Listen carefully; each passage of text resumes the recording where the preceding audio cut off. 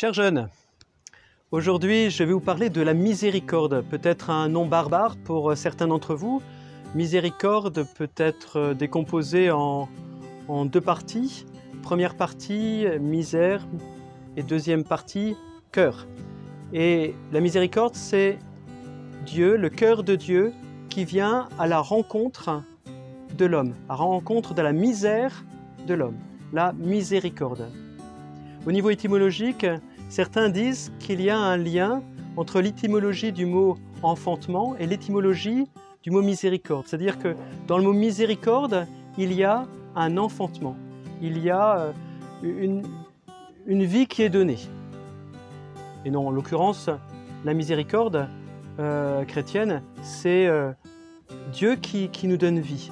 Et notamment, on va dire que la plus belle des miséricordes, c'est le baptême, où Dieu nous donne la vie d'enfant de Dieu. Par rapport à cette fête de la miséricorde, j'aimerais simplement résumer l'évangile qui est lié donc à ce deuxième dimanche de Pâques.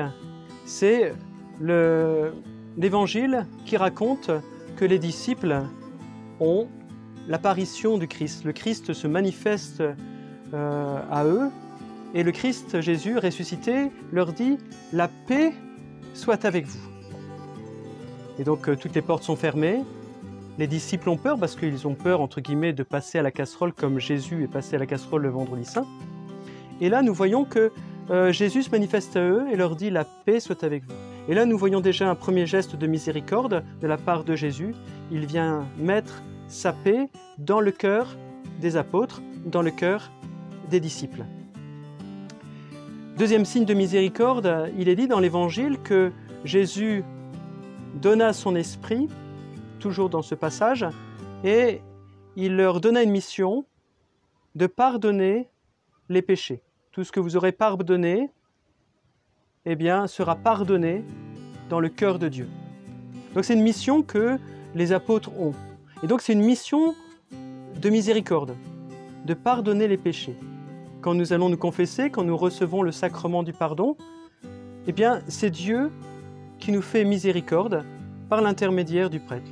Le prêtre est le facteur, en quelque sorte, entre Dieu et nous. C'est celui qui va remettre les péchés au nom de Dieu. Donc c'est un sacrement qui est magnifique. Je vous disais tout à l'heure, le premier des sacrements, qu'est le baptême, est un sacrement de miséricorde. Eh bien, on peut dire aussi que le deuxième sacrement, alors c'est difficile de dire l'ordre, mais deuxième sacrement qui est signe de miséricorde, c'est bien sûr celui du pardon. Mais tous les sacrements, à partir du moment où ils redonnent la vie du Christ, eh bien, on peut dire que tous les sacrements sont des sacrements de la miséricorde. C'est-à-dire Dieu, le cœur de Dieu qui vient nous rechercher dans notre misère pour nous faire grandir et nous faire goûter la vie des enfants de Dieu. Mais dans ce récit que je viens de raconter, il manque quelqu'un. Et ce quelqu'un, c'est le fameux Thomas. Thomas qui ne croit que ce qu'il voit. Et donc, en fait, il arrive dans cette maison et puis tout le monde lui dit « Jésus est ressuscité, Jésus est ressuscité !» Alors, qu'est-ce que fait Thomas? Que fait Thomas? Eh bien, Thomas, il dit « Tant que je n'ai pas mis mes doigts dans les trous des clous, tant que je n'ai pas mis ma main dans son côté, je ne croirai pas. » Et donc, en fait, il est assez incrédule. Et 8 jours plus tard, 8 jours après la résurrection, les disciples sont réunis et là, cette fois-ci, Thomas est là. Et Jésus se manifeste, il leur redit « La paix soit avec vous ». Donc cette parole de miséricorde, la paix soit avec vous, c'est-à-dire Dieu vient donner sa paix, c'est-à-dire vient donner sa vie. Et puis il dit à Thomas « Mets tes doigts dans les trous des mains, mets ta main dans mon côté ». Et là, Thomas de dire « Mon Seigneur et mon Dieu ». Et là, nous voyons que Thomas croit, parce qu'il a vu. D'où, et après la béatitude, la nouvelle béatitude, c'est « Heureux ceux qui croient sans avoir vu ». Donc nous voyons que Dieu, Jésus, va rechercher Thomas, qui est parti dans son incrédulité, Thomas qui doute, dans sa miséricorde, Dieu va le rechercher. Il va le prendre là où il en est. Il a besoin d'un signe, eh bien, Dieu se dit, je vais lui donner un signe et c'est important pour lui. Et ça sera important aussi pour la mission, puisque après, il va partir en Inde pour témoigner de la miséricorde. Encore maintenant, quand nous allons en Inde, eh bien, les Indiens se réfèrent, donc les Indiens chrétiens d'Inde, se réfèrent à Thomas, qui leur a fait découvrir l'amour de Dieu. Et donc, ce Thomas avait besoin d'une apparition toute particulière pour pouvoir être témoin de la miséricorde. Par rapport à ce récit où nous voyons que Jésus invite Thomas à toucher les plaies, je me dis que c'est incroyable, dans cet évangile, nous voyons que le corps a de l'importance. Jésus demande à Thomas de lui toucher les plaies, de lui mettre la main dans son côté. Ça veut dire que Jésus est ressuscité avec un corps glorieux. Le corps a de l'importance. On peut avoir tendance à négliger notre corps. Dieu nous a créés, corps et âme. Le corps, c'est l'écrin de notre âme. Et cet écrin a de la valeur. Le Christ n'est pas simplement remonté au ciel avec son âme, mais il a voulu avoir un corps glorieux. Le corps a de l'importance. Respectons notre corps, soignons-le, dans tous les sens du terme, c'est-à-dire en allant chez le médecin quand on doit y aller, en se lavant, et ainsi de suite. Dans notre société, quelquefois, on a une mauvaise conception du corps. Le corps est quelquefois vu comme un objet. Quand on voit des magazines où on voit le corps mis en valeur, soi-disant, c'est très souvent pour faire que cette photo ou ce corps devienne un objet. Pour que nous le prenions, que nous le dégustions en quelque sorte, et qu'une fois qu'on l'a dégusté, on le jette. On prend, on jette. Société de consommation. Nous sommes invités à faire l'inverse, à nous donner. Le corps sert à rentrer en relation avec autrui. Nous sommes invités à nous donner. Nous ne sommes pas invités à accaparer. Nous sommes invités à accueillir quand l'autre se donne à nous, comme dans un mariage. L'autre se donne à nous. Moi, je reçois cet autre. Et non pas j'accapare, je prends et je jette. Non, je reçois celui qui se donne à moi. Et quelquefois, chez les jeunes, ou même chez les adultes, je pense qu'à tout âge, on a tendance à voir le corps de l'autre comme un objet.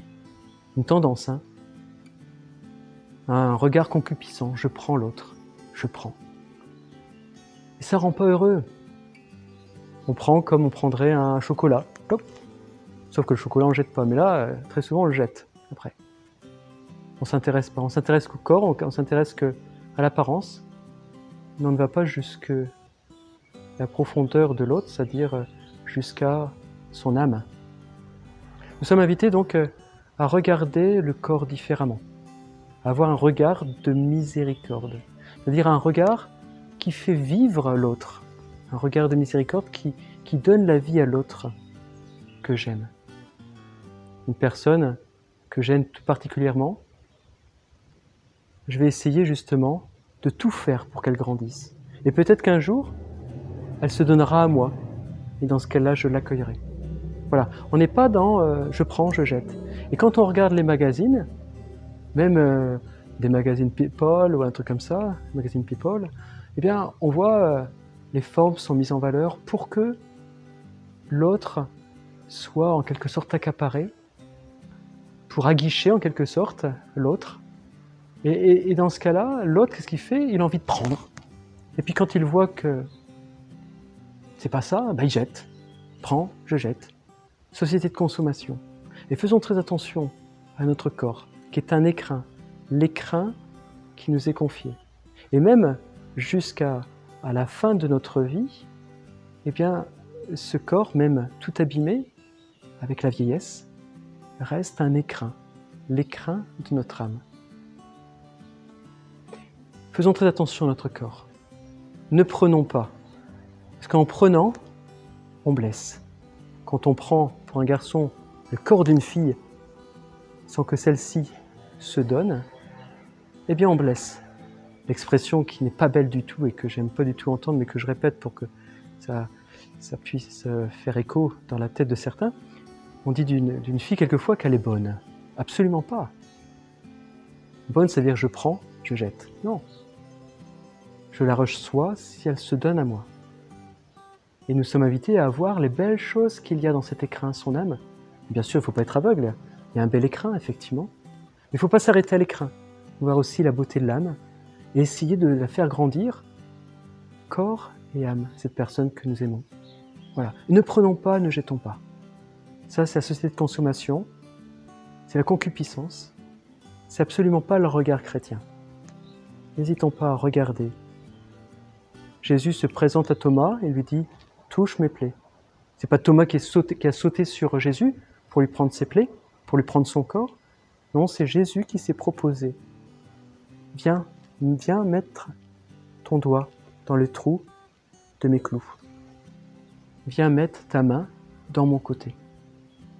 C'est Jésus qui se propose. Ayons un rapport au corps qui soit juste, et non pas un rapport au corps qui blesse tout le monde, qui nous blesse, nous, parce qu'en fait, on est blessé parce qu'on n'est pas fait pour accaparer et jeter. On est fait pour se donner. L'homme et la femme, on est tous les deux faits pour nous donner. Poursuivons la réflexion. En parlant du corps, il y a le pape François qui a rappelé, il y a quelques années, ce que nous appelons les œuvres de miséricorde. Et notamment, il y a les œuvres de miséricorde corporelle.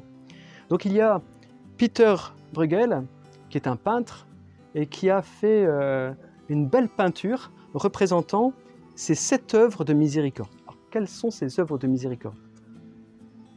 La première, c'est nourrir les affamés. C'est-à-dire, si nous voulons être miséricordieux, nous sommes invités à être attentifs aux autres, attentifs spécialement à ceux qui ont faim. Et quel que soit notre âge, on peut être attentif à ceux qui ont faim, notamment dans le partage. Deuxième œuvre de miséricorde, donner à boire à ceux qui ont soif. Comme je disais précédemment, il y a ceux aussi qui ont soif d'amour, et tout le monde a soif d'amour. L'eau ne suffit pas à abreuver notre cœur ou notre corps. Nous avons besoin de l'amour. Vêtir celui qui est nu. Troisième œuvre de miséricorde. Accueillir l'étranger. Quelquefois, c'est un peu dur d'accueillir l'étranger. Qu'est-ce qu'il vient faire chez nous, celui-là? Il vient prendre le travail des Français, et ainsi de suite. Accueillir l'étranger. N'oublions pas que dans l'Ancien Testament, que ce soit Moïse, que ce soit Abraham, ont toujours été des étrangers. Cinquième œuvre de miséricorde, assister les malades ou visiter les malades. Nous pouvons tous aller visiter des malades, alors peut-être pas en ce moment, on peut tous passer un coup de fil à une grand-mère ou un grand-père ou une personne seule. C'est une œuvre de miséricorde. Visiter les prisonniers. On pourrait dire aussi visiter les personnes tristes. Passer un coup de fil, visiter les prisonniers. Et septième œuvre de miséricorde corporelle, ensevelir les morts. Et là on pourrait se dire, mais ça ne nous concerne pas, il y a les pompes funèbres qui sont là pour enterrer les morts. Mais on pourrait dire aussi que nous sommes invités à faire attention à nos défunts. Est-ce que nous prions pour nos défunts? Est-ce qu'on prie pour l'arrière-grand-père ou le grand-père qui est décédé? Est-ce qu'on prie pour lui? Ou est-ce qu'on offre des messes pour le salut de son âme? Est-ce qu'on fait attention aux défunts? Est-ce qu'on prie pour eux? Donc nous voyons 7 œuvres de miséricorde: nourrir les affamés, donner à boire à ceux qui ont soif, vêtir celui qui est nu, accueillir l'étranger, assister les malades, visiter les prisonniers, ensevelir les morts. Le pape François nous a rappelé qu'il y avait aussi des œuvres de miséricorde là spirituelles. Avant c'était corporel, spirituel. Je vais les citer. Et certaines de ces œuvres peuvent nous rejoindre. Même toutes, mais bon, surtout certaines. Conseiller ceux qui sont dans le doute. Enseigner les ignorants. Avertir les pécheurs. Quelquefois, on est un petit peu mouton de panurge. On suit celui qui parle le plus fort. Et même celui qui dit des bêtises, on le suit. On a envie de faire partie du groupe. Et même si c'est les pires bêtises que le chef du groupe veut faire, on le suit. Eh bien, avertir les pécheurs, c'est peut-être aussi dire, ben non, je ne veux pas te suivre. Parce que ce que tu fais là, eh bien, ce n'est pas juste, ce n'est pas sain. Nous sommes faits pour la vérité. Et même si, quelquefois, ben, nous nous éloignons d'amis, parce que, soi-disant amis, parce que nous ne les suivons pas dans leurs projets, ben, n'oublions pas qu'il est important pour chacun d'entre nous de suivre le chemin de la vérité, le chemin qui est le chemin du bonheur. Donc ça, c'était la troisième œuvre de miséricorde spirituelle. La quatrième œuvre, c'est consoler les affligés, c'est-à-dire consoler ceux qui souffrent. Et là, on peut tous le faire. Il suffit d'avoir la petite sœur ou le petit frère qui pleure. Pourquoi pas le consoler? Pourquoi ne pas consoler un camarade? N'hésitons pas à consoler les affligés. Pardonner les offenses. Pardonner. Bien sûr, pardonner les offenses, c'est le sacrement du pardon, la confession. Mais c'est aussi, je te pardonne pour ce que tu as pu faire de mal. Je te pardonne. Tu m'as fait du mal, je te pardonne. Et ça, c'est important. Tout le monde doit être capable de pardonner. Si on ne pardonne pas, eh ben, on devient le plus malheureux des hommes. Après, il y a une œuvre de miséricorde qui est très belle, qui nous concerne tous. C'est supporter patiemment les personnes ennuyeuses. Supporter patiemment les personnes ennuyeuses. On en connaît tous. On est tous les uns pour les autres, quelquefois, des personnes ennuyeuses. La dernière œuvre de miséricorde spirituelle, la 7e, c'est supporter patiemment les personnes ennuyeuses. Quand vous le faites, sachez qu'il y a la miséricorde de Dieu qui agit et il y a le bonheur qui vient s'installer dans notre cœur. Donc n'hésitons pas à regarder donc, cette belle fresque ou cette belle peinture de Peter Bruegel où on retrouve les 7 œuvres de miséricorde corporelle. Alors, on ne voit pas les 7 œuvres de miséricorde spirituelle, mais je veux dire, on peut s'y imaginer autrement. Qui dit miséricorde dit aussi Sainte Faustine. Alors, Sainte Faustine, qui est cette sainte femme? C'est une religieuse qui a vécu au début du XXe siècle. Et cette religieuse a eu les apparitions du Christ Jésus, qui lui a montré toute la miséricorde de Dieu. Et nous voyons donc dans le tableau du Christ miséricordieux, entre parenthèses, c'est Jésus qui a donné les détails à sœur Faustine pour le faire peindre, pour le dessiner. Donc ce tableau représente vraiment la miséricorde telle que Jésus veut la représenter. Alors ce n'est pas forcément le goût de tous, les goûts et les couleurs. Je veux dire, ça ne se discute pas, mais en tout cas, là, nous voyons une représentation que Jésus, donc à l'époque, vers 1930, a voulu montrer de sa miséricorde. Donc c'est Jésus qui a voulu montrer ça. Et c'est très intéressant parce que nous voyons donc un Jésus qui baisse les yeux, comme sur la croix. Non pas parce qu'il est pas franc, non pas parce qu'il est timide. C'est pas ça. Pourquoi il baisse les yeux? Parce que, en fait, Jésus nous regarde. Il est face à nous. Et il se dit, j'ai pas envie de blesser son cœur. J'ai pas envie qu'il se sente jugé. J'ai pas envie qu'il se sente abaissé. J'ai pas envie qu'il se sente diminué par mon regard d'amour. Du coup, je baisse les yeux pour qu'il ne se sente pas jugé. Et au contraire, qu'il se sente aimé tout particulièrement. Et donc nous voyons dans les yeux de Jésus, nous voyons toute la tendresse, toute la miséricorde de Dieu pour nous. Il ne nous juge pas, il ferme les yeux pour que nous n'ayons pas peur de le regarder face à face. Et nous voyons également donc que l'arrière est noir, l'arrière derrière Jésus. Parce que Jésus, c'est la lumière. Il n'y a qu'une lumière, c'est Jésus. Jésus est la lumière de la vie, c'est celui qui vient donner un sens à notre vie. C'est pour ça qu'il est important d'évangéliser, pour que les gens que nous évangélisons, avec la grâce de Dieu, puissent découvrir justement un sens à leur vie et donc puissent découvrir la lumière de Dieu. Donc nous voyons sur ce tableau donc, Jésus qui a deux fleuves qui sortent de son côté, de son cœur plus exactement. Et nous voyons un fleuve rouge et un fleuve blanc. Ces deux fleuves symbolisent l'amour de Dieu, les sacrements. Donc ça rejoint ce que nous disions par rapport au côté transpercé du Christ. Il en sort de l'eau et du sang, donc le vendredi saint. Et on peut dire que c'est l'amour de Dieu, c'est aussi les sacrements.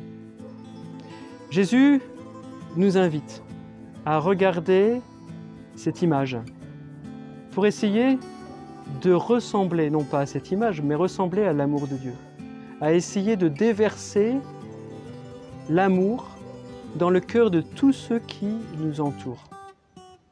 Tout à l'heure, je disais par rapport au corps, nous sommes invités à ne pas prendre, accaparer, et que nous sommes invités à donner. Le corps est un écrin qui protège notre âme. Cet écrin, nous sommes invités à le respecter. Eh bien, nous sommes invités à faire que notre vie soit une vie donnée aux autres, comme ce cœur qui se répand comme deux fleuves dans nos cœurs. Eh bien, nous sommes invités à ressembler à Jésus, faire que cette image soit en quelque sorte notre miroir, pour que nous puissions répandre l'amour de Dieu autour de nous. Au lieu de prendre, comme on a tous tendance à le faire, j'ai envie de quelque chose, je le prends, et tout de suite, pas demain, tout de suite. Je vois un beau gars ou une belle fille, je veux la prendre. Non. Nous sommes invités à nous donner.